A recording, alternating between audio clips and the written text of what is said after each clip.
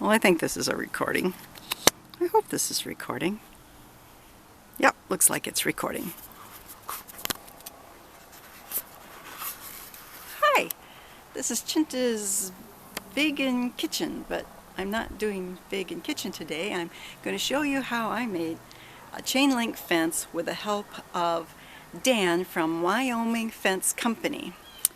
Now, this is the second time I've attempted to make this movie because my fingers touched a button last time and turned it off. So hopefully we can get through it this time and I can remember everything I said. So I went out and I think I just hit a button again. No, I think I'm okay. Okay, somehow I've got to keep my fingers off of that. Anyway, go out and look at this site. I hope it focuses. This is Dan's Wyoming Fence Company. He's an excellent teacher. He's a contractor. Tells you everything you need to know. And since I don't know how to splice or dice or anything like that, you're going to see things in that direction. And I went and I got all the orange string and laid out everything. And when it came to the tension bar, I got one of these things, which worked really good actually. I marked my holes with the marking paint. Got all my parts and pieces, and I began to make my little enclosure for my dogs. There you go. It's 20 feet, actually a little longer than 20 feet by 10 feet. And never mind this, I put that in right there for coming out of the house so I won't fall down. So I went and I bought my Terminator posts. I bought my line bars. I bought a roll of 50 foot of fabric. I bought all of the, they're little hooks. I don't remember what they're called, hooks.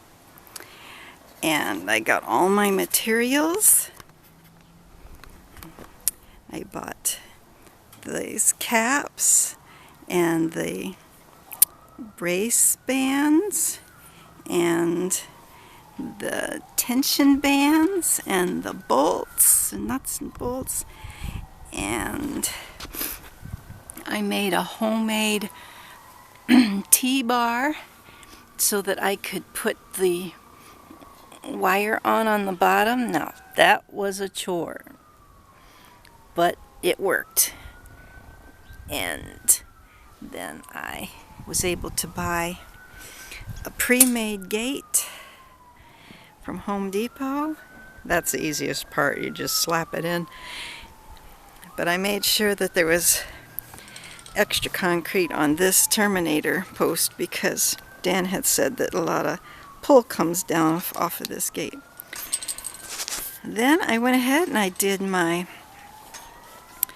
bought all of the line posts, dug all the holes. I went ahead and got the little eye caps, I guess you call them. Now when it came to these, he's right, those little ties that they give you, they don't go around the post very well. So it got to the point where I couldn't find the other ones, and I couldn't afford the drill bit for fastening those. So I just put two of these things together, and it sure does the job. Made it nice and tight. And I dug all my holes in with the help of something called a San Angelo bar, which really cuts through the clay ground here in North Texas. And I went 24 inches down because this is a 4-foot fence, leaving 2 inches at the top for any kind of frost. And the only mistake I made was on the corner here, you'll notice that this sits a little higher than this. That's because I forgot to turn this upside down. I have this one facing up, and I have this one facing up, and he actually shows you how to just turn it around so that everything's level. Well, I guess I got into working so hard that I forgot. And I made sure that I had half of the diamonds over the top. We'll go outside the gate and take a look. And then I used the tension bands to put an extension for my little dogs so they don't get out, because I live in a pier and beam home and I wasn't sure how close to get to the cement. And besides, when you're digging the hole for that, you need a little space anyway. So that's what I did. And all in all, I think it's beautiful. And praise the Lord. Don't forget, I prayed beforehand so that I could have the strength to complete the project. And like I said, if they would design these with a couple of the threads missing in the middle for these particular bolts, so this would swing a little easier. It'd be even better if they would make these with straight ends on them so it doesn't interfere with the corner on your gate.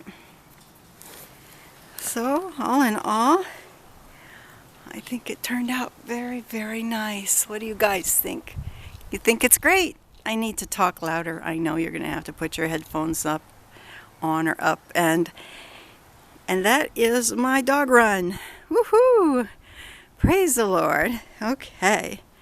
Well, folks, that's what I wanted to show you, is how you can do anything.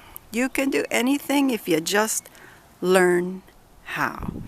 I watched Dan's video maybe 4 or 5 times, wrote down all the pieces that I needed and how to do it, and then I went straight to Home Depot, and I think I'm one of their best customers now. They like to see me come through. I also do projects, so right now I am putting in a fence.